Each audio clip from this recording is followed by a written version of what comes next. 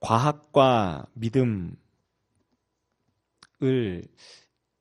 얘기하기 위해서는 둘 중에 하나에 정통하면 참 좋겠는데, 제가 이과 출신이에요. 고등학교 이제 문과 이과 나눌 때 이과 출신인데, 가장 못했던 과목이 지구과학이었고요. 이제 도저히 신앙 양심상 쥐라기 백악기 외울 수가 없어서 무조건 막 틀렸습니다. 열심히 틀렸고, 그 다음 어려웠던 과목이 물리였어요. 물리는 도저히 이해가 안 되더라고요. 무슨 공식이 왜 저렇게 나오는지도 모르겠고 적용도 안 되고, 그래서 참 힘들었던. 근데 오늘 그 두 가지 얘기를 해야 돼요. 그래서 참 이게 마음에 준비하면서도 참 마음이 어렵다. 이거를 설교자가 제대로 이해하고 깊이 있게 알지 못하고 지금 선포를 하는 상황인데 이걸 어떡합니까 주님, 막 이러면서 준비를 했어요. 네. 우리가 이 믿음과 과학이라는 이 주제를 놓고 이야기를 나눌 때에 제일 먼저 생각해야 될 게 이 믿음과 과학 사이의 관계 설정인 것 같아요. 이 믿음과 과학이 어떤 관계에 놓여 있느냐. 많은 사람들이 이렇게 생각을 합니다. 과학과 믿음이 서로 대적한다, 반대된다.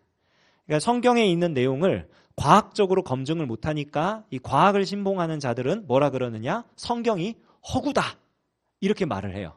또 이 믿음을 가지고 있는 사람들은 얘기를 합니다. 이 과학이 너무 교만하다, 하나님을 대적하는 학문이다, 이래가지고 둘이 아주 그냥 척을 지고 서로 상종도 안 하는 그런 관계로 보는 게 아마 많을 거예요.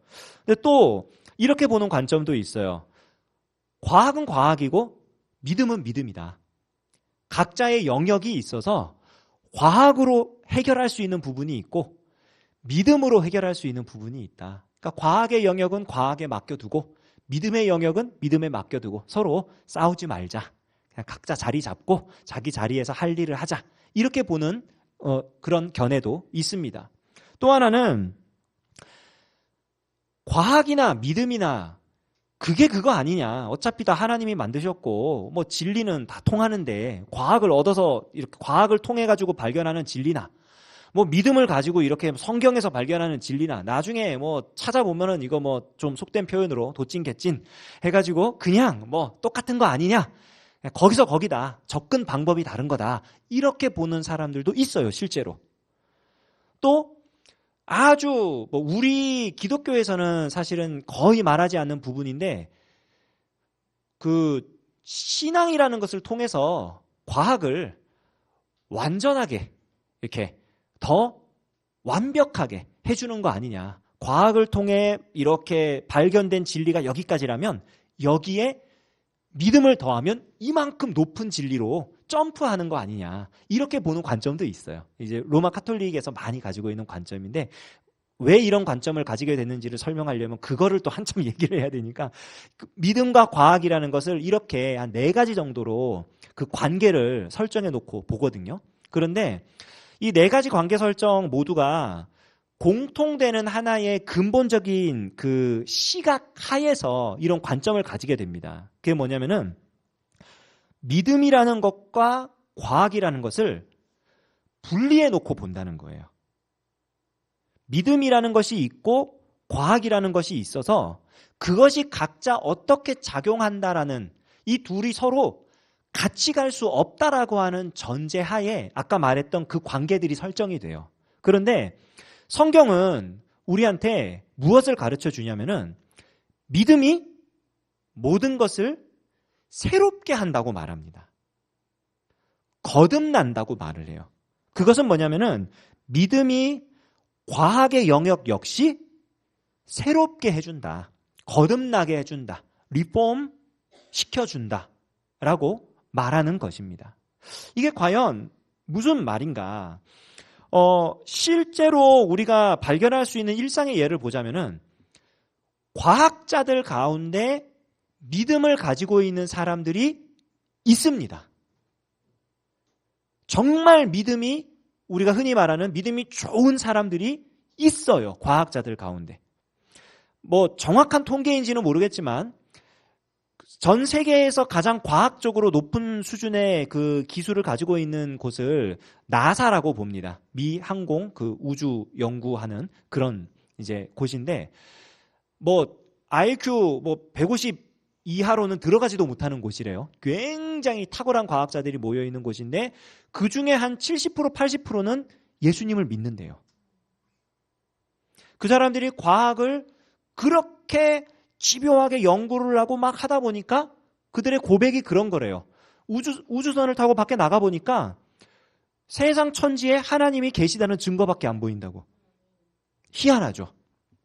근데 일부 과학자들은 얘기를 하죠. 똑같이 우주선 타고 밖에 나가면 하나님 어디 있냐고. 난 도저히 하나님 사진 못 찍겠다고.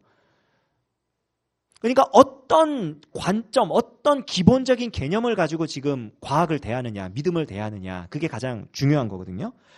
과학은 믿음을 통해 거듭나야 돼요. 그리고 그 결과를 통해서 이 과학적인 발견이, 과학 법칙들이 하나님의 영광을 궁극적으로 드러내야 됩니다. 그리고 실제로 그런 일들을 했던 사람들이 많이 있어요. 뭐 우리가 이름만 대면 아는 그런 과학자들도 굉장히 많고요. 그렇지만 뭐 제가 준비를 해온 저희가 보고 있는 책이 종교 개혁자들과의 대화라고 하는 책에 소개된 두 사람에 대해서만 짧게 이야기를 하고 우리는 과학자가 아니니까 그럼 우리가 과연 어떻게 살아야 되느냐 이 부분에 조금 집중해서 말씀을 나눠보려고 합니다. 오늘 소개할 과학자 두 사람은요. 한 사람은 이제 요한네스 케플러라고 하는 사람이고요. 또 한 사람은 로버트 보일이라는 사람입니다. 케플러의 법칙 혹은 보일의 법칙 들어보신 분 손 들어보라고 안 할게요. 얘기하는 순간 다들 지금 굉장히 이렇게 호기심 어린 눈으로 그 사람이 대체 누굴까 하는 눈으로 저를 보시는 걸 딱 느꼈어요. 예. 케플러라고 하는 사람이 있습니다. 천체 물리학의 기초를 놓은 사람이에요. 갈릴레이보다 이전 시대 사람이고요. 모두가 다 천동설을 주장할 때 지도 교수가 이 케플러에게 너의 탁월한 연구 실적을 통해 제발 천동설을 지지해달라고 유언을 하고 죽을 정도로 뛰어난 실력을 가진 사람이었는데 그 유언을 뒤로 하고 지동설, 천동설? 헷갈리네요. 모두가 다 태양이 돈다고 말할 때 그걸 가지고 지구가 돈다라고 주장해냈던 그리고 어떻게 도는지까지 밝혀냈던 사람이 케플러예요. 근데 이 사람이 굉장히 훌륭한 믿음의 유산을 물려받고 자라난 사람입니다. 할아버지가 루터파 교회의 초기부터 루터가 종교개혁을 일으킨 그 직후부터 로마 카톨릭을 떠나서 루터파 교인으로 살아왔던 분이고 그 영향으로 인해서 그의 부모님도 그리고 그 자신도 루터파, 그러니까 종교개혁을 일으킨 그 개신교 신앙을 가지고 자라난 사람이에요. 얼마나 믿음이 좋았냐면은 이 사람의 꿈은 목사가 되는 거였습니다. 그래서 튜빙겐 대학의 신학과에 진학을 해요. 그리고 그것에서 목사가 되기 위해서 수업을 받습니다. 신학을 굉장히 잘했어요. 똑똑한 사람이었어요. 그래서 굉장히 탁월한 성적을 냈는데 한 가지가 걸려요. 그게 뭐냐면은 이 사람이 아주 훌륭한 신앙을 가지고 성경을 깊이 묵상하고 날마다 기도하고 그러는 가운데 이 루터파 교회에서 주장하는 루터파 신학자들이 주장하는 성찬론에 대해서 도저히 동의를 못 하겠는 거예요. 루터파 신학이 주장하는 성찬론이 뭐냐면은 이제 쉽게 좀 어려운 표현 써서 공제설, 편제설 이거를 주장하거든요. 그게 뭐냐면은 성찬을 할 때 떡을 먹잖아요. 저희가 떡을 받아서 먹으면은 그 떡이 진짜 예수님의 몸으로서 우리 온몸에 거한다. 그러니까 로마 카톨릭이 말하는 화채설에서 약간 바꿔서 화채설은 뭐냐면은 그 떡 조각이 예수님의 진짜 몸이 된다. 포도주 한 잔이 진짜 피가 된다. 이게 화채설이에요. 근데 편제설, 공제설 이거는 뭐냐면은 그 떡 한 조각만 예수님 살이 아니라 이 떡을 통해서 예수님의 살이 우리 온몸에 퍼진다. 이 포도주를 통해서 예수님의 피가 우리 온몸에 돈다. 이 얘기예요. 그러니까 그거를 동의를 할 수가 없는 거예요. 그리고 이거는 아무래도 칼빈이 말하고 있는 영적 임재설이 훨씬 더 성경에 더 맞는 얘기인데 동의할 수 없다. 그래서 교수님들이 이 사람을 막 설득을 해요. 그 부분에 대해서 동의한다고 말을 해라. 그러면 너 목사 안수 줄 수 있다. 목사가 될 수 있다. 근데 도저히 이게 동의가 안 되는데 어떡하죠? 그럼 너 칼빈인데 가버려. 칼빈으로 가버려. 아니, 저는 루터 교회에서 계속 자란 사람인데 어떻게 교회를 옮깁니까? 저는 여기 있겠습니다. 이러면서 이제 갈등을 일으키니까 교수님들이 이 사람을 프라하로 보내버려요. 튜빙겐 대학에 있다가 도저히 안 되겠다 이래가지고 프라하로 보내가지고 거기서 수학과 물리학을 접합니다. 근데 그게 이 사람에게 있어서 놀라운 하나님의 부르심이었어요. 신학을 공부해서 목사가 되기 위해서 그렇게 공부했는데 근데 계속 그런 갈등을 느끼면서 힘들어했는데 수학을 공부하고 물리학을 공부하고 이러는데 너무 재밌는 거예요. 그리고 너무 잘하는 거예요. 아까 말했듯이 교수님이 너나 나나 다 붙잡고 막 조교로 쓰고 그냥 후계자로 키우려고 그럴 정도로 탁월한 실력을 발휘하기 시작했습니다. 어느 정도까지 탁월했느냐? 당시에 그 황제가 소문을 듣고 섭외해가지고 궁정과학자로 모실 정도로 너무너무 탁월한 연구 실적을 남기고 그랬어요. 근데 이 사람이 그렇게 뛰어난 연구 실적을 남긴 그 핵심 그 연구 결과가 뭐냐면은 그게 이제 그 과학자들이 말하는 케플러 1법칙, 2법칙, 3법칙인데 당시의 과학자들이 그 행성의 그 공전 주기를 이렇게 관측을 했어요. 근데 이론이 뭐였냐면은 그 아리스토텔레스가 세워놓은 공전 주기 이론을 적용해서 그거에 맞추어 가지고 이제 관측을 했거든요. 그렇게 했더니 결과적으로 8분이 비는 거예요. 그러니까 논리적으로 봤을 때 그 사람들이 가지고 있던 물리학 이론으로 봤을 때 공전 주기가 만약에 24시간이 걸려야 된다. 근데 실제 관측을 했더니 24시간 8분인 거예요. 그러니까 이거를 사람들이 어떻게 해석을 했느냐? 그 8분은 믿음의 8분입니다. 하나님이 하시는 겁니다. 그래서 그거는 그냥 덮어놓고 생각하지 마라. 이거는 믿음으로 그냥 받는 거다. 근데 케플러가 용납이 안 되는 거예요. 이 사람이 집요하잖아요. 용납이 안 되는 거예요. 왜 용납이 안 됐냐? 그게 중요한데 왜 용납이 안 됐냐면 하나님이 법칙을 만드셨으면 이 법칙에는 오류가 없어야 하고 왜냐하면 하나님이 오류가 없으신 분이니까. 그렇다면은 둘 중에 하나예요. 하나님이 오류가 있어서 오차 8분이 나든지 법칙을 잘못 세워서 8분이 나든지. 그러니까 이 사람이 기존까지 이어져 내려오던 수백 년의 물리학 이론을 뒤집어 버리는 거예요. 이거 잘못됐다. 그러니까 당시 과학자들로부터 공격을 받는 거죠. 근데 이 사람이 결과적으로 계속 관측을 해요. 별이 도는 거를 계속 관측을 합니다. 그리고 놀라운 사실을 깨달아요. 왜냐면은 그 당시 그 물리학 이론은 그 행성이 항성을 돌 때 원 운동을 하면서 등속 원 운동을 하면서 돈다라고 생각을 했어요. 일정한 에너지가 있고 일정한 거리가 있어서 거기를 이렇게 도는 거다. 그런데 케플러가 관찰 결과 발견한 게 뭐냐면은 원이 아니라 타원이더라. 지금 공부하고 있는 학생은 알고 있어요. 지금 타원 이러면서 이러고 있어요. 타원이더라. 원과 타원의 차이는 아시죠? 그리고 더 놀라운 사실은 뭐냐? 타원의 각 지점에서 항성을 도는 행성의 속도가 다르더라. 각각의 위치에 따라 속도가 다르더라. 그러니까 8분이 해결이 되는 거예요. 등속 원운동이 아니었고 타원 운동이었고 각 지점에 따라 이 타원이니까 거리가 달라지잖아요. 그러니까 중력의 영향이 달라지는 거예요. 거리가 달라지니까. 그러니까 속도가 그거에 따라서 변화가 일어났고 그 결과 8분이라고 하는 오차가 등속 원운동으로 생각했을 때는 8분이 더 빨라야 되는데 실제적인 그것은 8분이 맞는 거예요. 근데 이게 과연 정말 어떤 정확한 법칙이 있느냐 연구해 봤더니 이건 조금 어려운 말이라 제가 봐야 돼요. 행선 공전 주기의 제곱이 공전 궤도 장반경의 세제곱에 비례한대요. 무슨 말인지 모르겠죠. 그러니까 어쨌든 등속 그래프가 되더라는 거예요.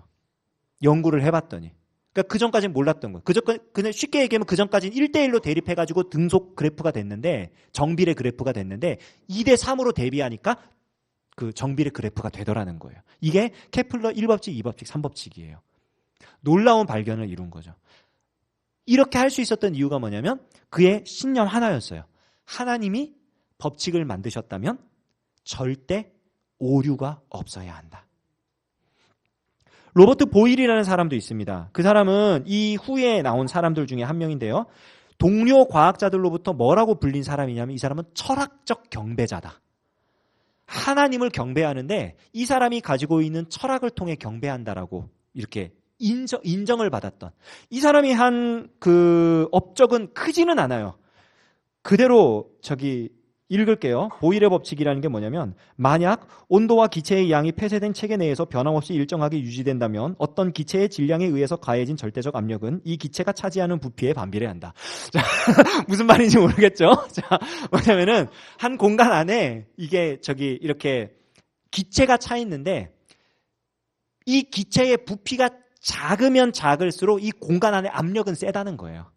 그러니까 보일러의 원리예요. 쉽게 말하면은 보일러가 이렇게 끓여가지고 이거를 기체 운동을 활성화시켜가지고 이 압력이 뚫고 나와가지고 증기가 돌아가지고 이제 막 돌리잖아요. 그 이론적인 원리를 이제 해놓은 사람인데 실생활에 적용이 가능한. 근데 이게 왜 의미가 있냐면은 뭐 그게 우리는 지금 생각하잖아요. 그럼 압력이 세면 줄어들고 압력이 약하면은 이게 퍼지고 당연한 거 아닌가 이렇게 생각할 수 있는데, 이게 왜 중요하냐면은 이 사람이 이 법칙을 발견해낸 이유 때문이에요. 아까 케플러도 하나님이 법칙을 세우셨다면 오류가 없어야 한다라는 신념으로 시작했고, 이 사람도 마찬가지로 어디서부터 시작하냐면은 하나님이 어떤 운동의 법칙을 만들었다면 운동 법칙이 변화돼서는 안 된다는 거예요. 대신 하나님이 만들어 놓은 어떤 사물이나 자연 현상의 변화는 가능하다.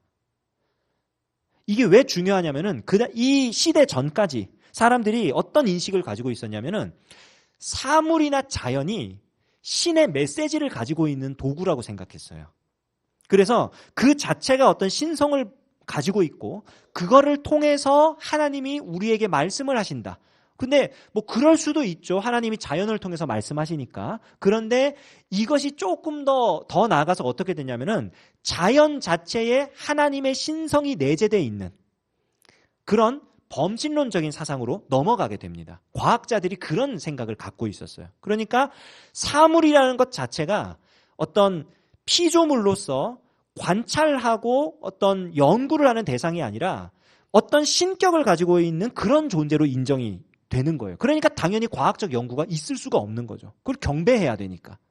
근데 이 보일은 그 대상, 사물이나 환경을 절대적인 관찰 대상으로 보는 거예요. 왜? 하나님이 만들어 놓으신 피조물에 불과하니까. 하나님이 만들어 놓으신 피조물이고 그 피조물 사이에 운동하는 법칙은 하나님이 세우셨으니까 그 절대 법칙을 발견하면 인간이 원래 지어진 목적대로 피조물들을 다스리고 활용하는 데 있어서 올바른 길을 찾을 수 있다라는 신념을 가지고 있었던 거예요. 그러니까 이 사람이 연구에 연구를 거듭하고 관찰에 관찰을 거듭해서 법칙을 발견해내는 것입니다.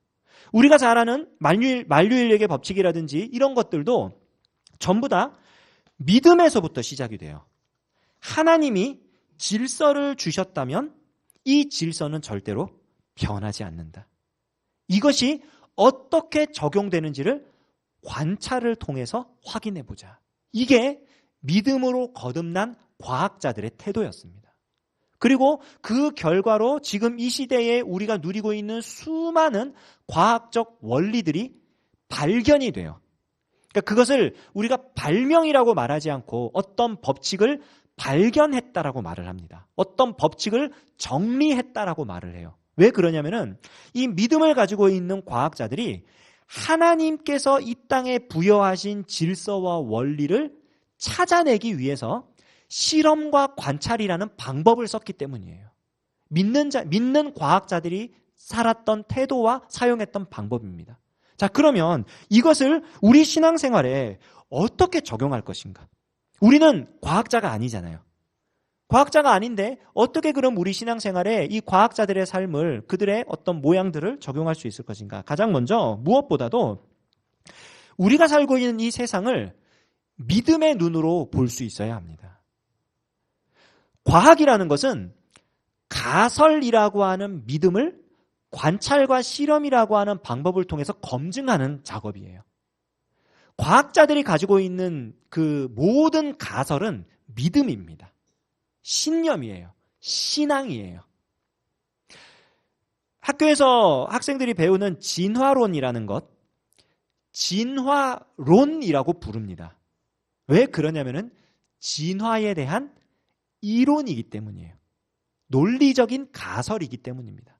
그것을 실험과 관찰이라는 방법을 통해서 검증했다고 말을 해요. 그런데 지금 진화론자들이 모여서 진화론을 믿고 있는 과학자들의 모임 가운데 이 다윈이 처음에 세운 진화론의 가설은 거의 대부분 틀렸다는 것이 이미 증명돼 있어요. 대신 다른 가설들을 계속해서 만들어내죠.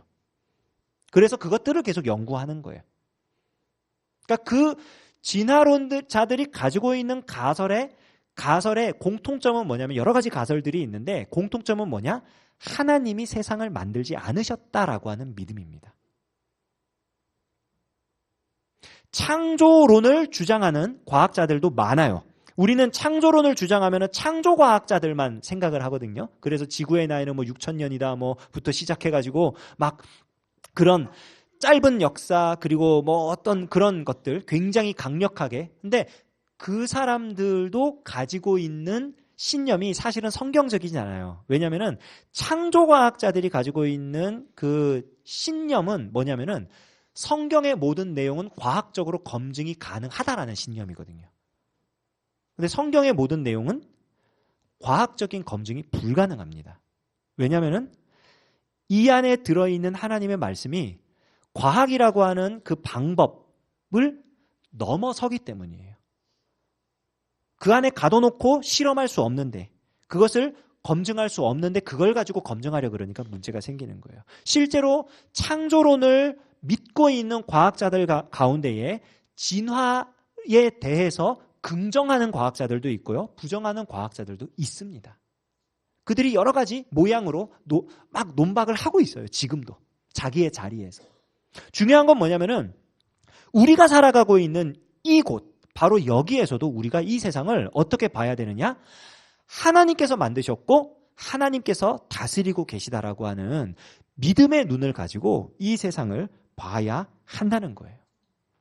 예루살렘 교회를 목회했던 야고보가 그 자기가 쓴 편지에 성도들에게 이런 말을 하죠. 네 믿음을 보여라. 너의 믿음을 보여라. 행동을 통해, 행함을 통해 믿음을 보여라. 근데 그게 무슨 말이냐면은 믿고 있는 바, 예수님을 통해 구원을 얻었고 예수님과 함께 살아가고 하는 그 삶을 실제 모양을 통해 증명해내라. 케플러라든지 보일이라든지 이런 사람들이 끊임없는 그 관찰과 실험을 통해 가지고 증명하고 싶었던 것은 봐라, 이게 진리 아니냐. 내가 이렇게 탁월한 가설을 세워가지고 내가 이렇게 훌륭한 과학자다. 이게 아니었어요. 그들이 증명하고 싶었던 건 뭐냐면은 하나님이 만드신 법칙에 오류가 있을 수 없다. 이거 하나였어요. 하나님이 이 세상을 다스리시는 원리가 있다. 이 믿음을 증명해내는 거였어요. 그걸 위해 그들이 이 많은 관찰과 실험을 했던 것입니다. 우리가 이 세상을 살아가는 가운데도 우리 삶의 영역에서도 우리가 해야 할 일은 뭐냐? 우리에게 주신 믿음의 분량대로 살아가며 우리가 가지고 있는 이 믿음을 드러내는 거예요. 증명하는 거예요. 그게 믿음으로 살아가는 것, 믿음을 보이는 것입니다. 두 번째로 이렇게 믿음을 드러내고 믿음을 증명하며 살아가기 위해서 반드시 필요한 것인데 그건 뭐냐면은 끊임없이 물어봐야 돼요. 흔히 우리는 믿음으로 산다라고 하면은 의심 없이 산다라고 생각을 하고 그 얘기는 곧 질문하지 않는다. 이것과 같은 말로 봅니다. 어떤 일에 대해서 궁금한 것이 생기거나 어떤 일에 대해서 좀 의문스러운 것이 생겼을 때 물어보지 않는 것이 좋은 믿음, 성숙한 믿음이라고 생각해요. 그런데 질문하는 것과 믿는 거는요, 별개의 문제입니다. 그거는 다른 얘기예요. 믿음의 영역에서 생각할 일이 아닙니다. 질문은 많으면 많을수록 좋아요. 8분의 5차. 케플러가 그 8분의 5차에 대해서 끊임없이 물어보지 않았다면 답은 나오지 않았을 거예요. 그 전에 사람들은 믿음이라는 이름으로 이 8분의 5차를 그냥 덮어버렸습니다. 이거 계산이 잘못됐겠지. 이거 뭐 우리가 모르는 일이 영적인 세계에서 뭔가 일어난 게 이 땅에 영향을 끼쳤을 거야. 이거 뭐 8분 5차 난다고 큰일이 나겠어? 이거 아무것도 아니야. 그런데 케플러 입장에서는 그 8분의 5차가 용납하면 안 되는 하나님의 진리 문제였어요. 어떻게 하나님이 세우신 법칙에 오차가 생길 수 있는가? 그럴 수 없다. 왜 그러지? 왜 그러지? 끊임없이 물어보는 겁니다. 끊임없이. 하박국이라는 선지자가 있었죠. 그가 이 땅을 살면서 부조리를 봤어요. 사람들이 믿음을 가지고 사는 것처럼 보이지 않아요. 말씀대로 살아가지 않아요. 그가 끊임없이 물어봅니다. 하나님, 왜 이런 겁니까? 하나님, 왜 이런 겁니까? 그에게 주신 은사대로, 그에게 주신 사명대로 하나님께서는 그 선지자에게 하나님이 하실 일을 보여주셨죠. 케플러라는 사람에게는 하나님 이게 왜 이런 겁니까? 왜 이런 겁니까? 물어봤을 때 법칙을 알려주셨죠. 우리가 하나님 앞에 끊임없이 물어볼 때, 기도하고 또 기도할 때 하나님이 우리에게 답을 주십니다. 각 사람에게 주신 은사와 재능대로, 각 사람에게 허락하신 상황과 환경대로 하나님이 우리에게 가장 좋은 답을 주실 거예요. 내가 받은 답이 긴가민가 도저히 모르겠다면은 함께 믿는 동역자들의 자문을 구하십시오. 그들에게도 물어보십시오. 말씀으로 지도하고 양육할 수 있는 목회자에게 물어보십시오. 함께 신앙의 길을 가고 있는 우리 동료들에게, 동역자들에게 물어보십시오. 내가 이런 응답을 받은 것 같은데, 내가 이거에 대해서 이런 생각을 가지고 있는데 당신의 생각은 어떠십니까? 목사님, 이것이 맞는 것입니까? 끊임없이 물어보는 것은 믿음 없는 게 아니에요. 믿음을 강하게 만들어가는 작업입니다. 그 질문을 통과하고 얻은 답은 무슨 일이 있어도 흔들릴 수가 없어요. 왜냐하면 하나님께서 끈질긴 질문에 대해 답을 주신 것이기 때문입니다. 케플러는 자기 이름을 딴 법칙을 내밀었어요.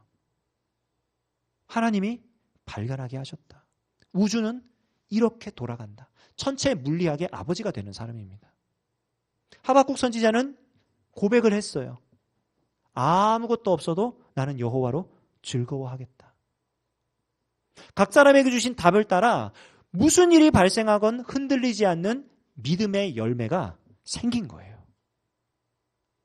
마지막으로, 그렇다면 우리에게 적용할 마지막 한 가지, 그것은 뭐냐면은 성실하고 인내하는 태도입니다. 믿음의 눈으로 우리의 상황을 바라보고, 그리고 질문하는 자세를 가지고 하나님께 물어보고, 그리고 성실하게 인내를 가지고 한 걸음씩 나가는 거예요. 아까 케플러라는 사람 계속 얘기를 하는데, 제가 참고를 했던 이 교재에서 가장 많이 언급된 인물이기 때문에 이 사람이 굉장히 탁월한 그 사람이라고 그랬잖아요. 이 사람에게는 언제나 유혹과 회유가 있었어요. 그가 신학을 공부할 때는 그의 주변에서 그의 그 똑똑한 머리와 그의 어떤 우직한 신앙을 안타까워하는 사람들의 권유가 있었습니다. 성찬론에 대해서만 양보해라. 시험지에 답 적을 때만 딴 거 써라. 네가 믿는 거는 칼빈주의다 할지라도 교수가 물어볼 때는 우리 루터파 신학에 답을 말해라. 그러면은 목사시켜주겠다. 케플러가 타협하지 않아요. 내가 자란 교회를 버릴 수는 없지만, 떠날 수는 없지만, 용납되지 않는 신학은 받아들일 수는 없습니다. 그걸 내가 인정할 수는 없습니다. 목사가 되는 길이 막혀버렸죠. 왕이 그 사람을 초청합니다. 그리고 궁정과학자가 됐어요. 그런데 하필이면 그때 로마 가톨릭에서 모든 개신교도들은 우리나라에서 추방한다라고 하는 추방령이 내려왔어요. 왕이 얘기합니다. 내가 막아줄게. 그 사람들이 오면은 너는 개종했다고 말만 해. 케플러가 말합니다. 내 신앙은 루터파 신앙입니다. 내가 어찌 거짓을 말할 수 있습니까? 왕궁을 떠나버려요. 그 이후에도 몇 차례나 더 그의 과학적인 실력이 아까웠던 수많은 그 사람들이, 로마 가톨릭 신앙을 가지고 있었던 사람들이 그를 찾아와서 그를 회유합니다. 그에게 조건을 내겁니다. 이렇게만 하면은 네가 완전히 로마 가톨릭으로 돌아오지 않아도 인정해 줄게. 케플러는 끝까지 거절합니다. 왜? 내 신앙은 그 신앙이 아니니까. 그리고 자기가 해야 할 일을 그저 묵묵히 감당했어요. 관찰하고 기록하고 연구하고 관찰하고 기록하고 연구하고, 그리고 그 결과 천체 물리학이라는 분야에서 누구도 따라올 수 없는, 우리가 잘 아는 만유인력의 법칙, 뉴턴이 그 법칙을 세운 이론적인 근거가 케플러의 1, 2, 3 법칙이었어요. 어떻게 행성의 속도가 바뀔까? 거리가 달라지는 거에 따라 바뀌는, 이게 거리와 무슨 힘이 작용하는데 관계가 있는 거 아니야? 생각해 봤더니 질량 사이에 끌어들이는 힘이 있는 거예요. 우리가 한 걸음씩 한 걸음씩 하나님 우리에게 허락하신 그 믿음의 길을 성실하게 감당해 나갈 때 하나님께서 그 인내의 열매를 허락하십니다. 비록 위대한 과학자가 아니어도 좋습니다. 비록 어떤 훌륭한, 누구나 다 칭찬해주는 그런 큰 업적을 남기지 않아도 좋습니다. 중요한 것은 하나님께서 내게 주신 믿음의 분량대로 내가 지금 이 자리에서 하나님이 걷게 하신 그 믿음의 길을 한 걸음 한 걸음 내딛는 거예요. 그때 하나님께서 우리의 삶을 통해서 하나님 우리에게 보여주시는 그 삶의 법칙, 하나님 우리에게 베풀어 주시는 그 삶의 원리들, 그것을 보여주실 겁니다. 그리고 우리는 그것들을 보여냄으로써 우리가 가지고 있는 믿음을 당당하게 보여주고 증거하는 사람들이 될 것입니다. 과학자는 아니지만, 철학자도 아니지만, 우리 각자에게 주신 믿음의 분량대로 우리에게 주신 일들을 성실하게 감당함으로써 우리가 하나님께서 우리의 삶을 통해서 드러내시는 그 원리와 법칙을 가지고 하나님께 영광 돌릴 수 있는 저와 여러분 되시기를 우리 주님의 이름으로 축원합니다.